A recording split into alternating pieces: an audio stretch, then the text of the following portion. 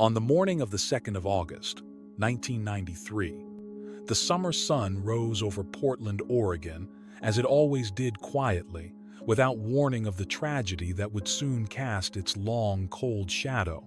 Catherine, Katie Eggleston, a 22-year-old, recent college graduate, began what should have been just another ordinary day, full of promise and youthful determination. But by sundown, Katie would become the center of one of Portland's most haunting cold cases, a mystery that still troubles the city over 3 decades later. Katie had recently started working as a sales representative at AllNet Communications. Her role required her to meet clients and businesses, promoting the company's services and building new relationships. This particular day was special. It was Katie's first day making solo sales calls. Nervous but excited, she attended a morning meeting with her colleagues and then set out alone toward downtown Portland, ready to prove herself in her new career. Katie's route was ordinary enough. She stopped at a bank, a gas station, and then at a Burger King near the Lloyd Center, a busy area known for its shops and foot traffic. In the hours that followed, the details of her movements became increasingly vague, leaving behind only fragments of her last known whereabouts.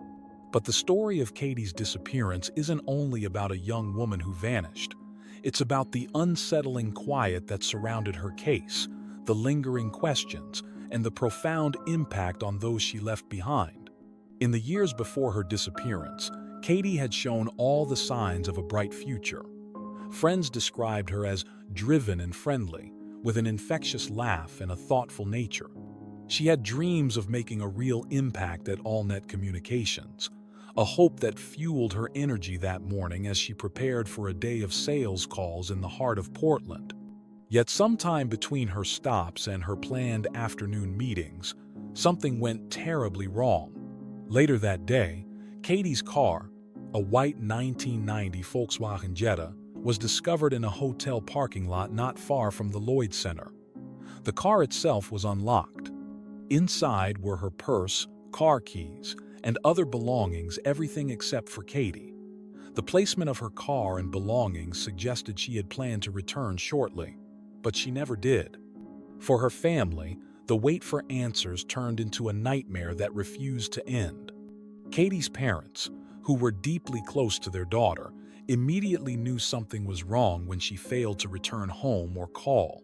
It wasn't like Katie to vanish without explanation. As hours turned into days and days into weeks, the hope of finding Katie alive slowly began to fade, replaced by a grim acceptance that something tragic had happened. The initial police investigation struggled to gain traction. No eyewitnesses reported seeing anything suspicious. There were no signs of a struggle in the parking lot, and no evidence to suggest what might have happened once Katie left or was taken from her vehicle. Katie Eggleston disappeared, and our friends at the Murder at the Rain podcast have more. Portland, a city known for its rainy skies and creative spirit, now carried the weight of a dark mystery. Katie's story quickly became known as Portland's most notorious unsolved disappearance, a case that chilled even those who didn't know her personally. For years, rumors circulated. Theories of a random abduction, a chance encounter with the wrong person, or even involvement by someone she knew. Yet none of these theories could be conclusively proven. The tragedy of Katie's case lies in its silence. Unlike stories where evidence leads investigators closer to the truth, Katie's disappearance offered nothing concrete. Investigators faced dead ends at every turn. Her life, once so full of plans and hope, now seemed suspended in time, remembered in photos and family memories, but forever incomplete.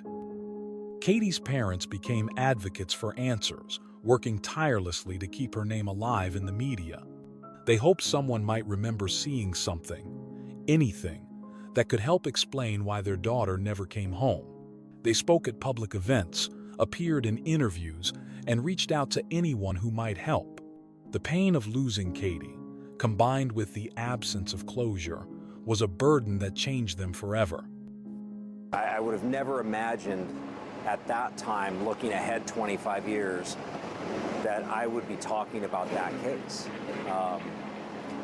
Our detectives at the time worked every lead they had and really came up with nothing other than to believe that something happened to her. The family's heartbreak was deepened by the haunting thought that the person responsible for Katie's disappearance might still walk freely, unknown and unpunished. Years passed, and with them, the chances of solving the case grew slimmer. Investigators revisited evidence, re-examined witness statements, and used new forensic techniques, but the mystery persisted. Time, the greatest enemy of cold cases, slowly buried leads and memories alike.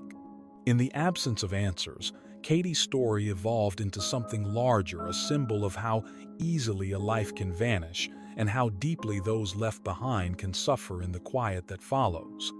Her case became a reminder that tragedy can strike even in the most ordinary moments, without warning or explanation. Despite the years, the image of Katie remains vivid to those who loved her. A young woman with brown hair and a hopeful smile, starting her career, unaware that her path would end not in success or celebration, but in an unanswered question that still echoes through Portland's history. Some believe that new technology might one day provide answers. Advances in DNA analysis, facial recognition, and digital forensics offer tools that weren't available in 1993. But hope, after so long, can feel fragile. The family, while still seeking truth, has learned to carry the weight of uncertainty as best they can. Katie's disappearance also became a story about community, the way people come together in the face of tragedy. Strangers helped distribute flyers, volunteers searched parks and neighborhoods, and local news outlets kept her case in the public eye. For a moment, the city of Portland felt united by a shared desire to find Katie and bring her home. In many ways, Katie's story isn't only about what happened on that summer day in 1993.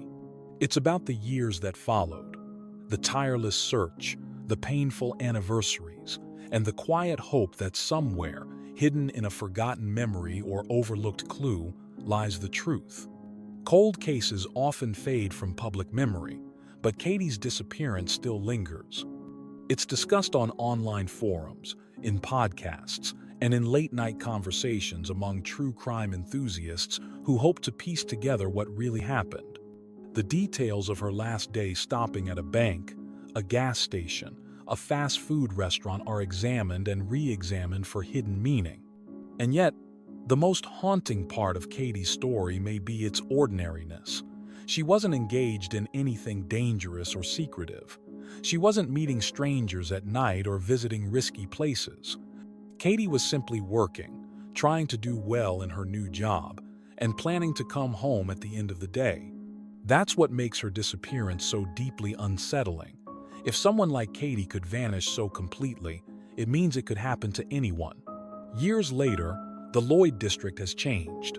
Businesses have come and gone, and new buildings stand where older ones once did. But for those who know Katie's story, the area still feels marked by her absence. It's a quiet reminder of the fragile line that separates everyday life from tragedy. For Katie Eggleston's family, the pain stays raw. Every missed birthday and milestone is a sharp reminder of what was stolen. Her absence isn't measured only in years, but in countless moments that might have been. To those who loved her, Katie isn't defined by her disappearance, but by her laughter, kindness, and warmth. They fiercely hold on to those memories, refusing to let the unknown become her only story. Her case remains open, a cold file waiting for truth. Maybe the person responsible once shared a detail without realizing its weight. Maybe an old file holds the answer. Until that truth is found, Katie's story is told not just as a mystery, but as a reminder of the human cost of unanswered questions. Katie's life proves that even in a world that forgets too easily, some stories are never truly lost.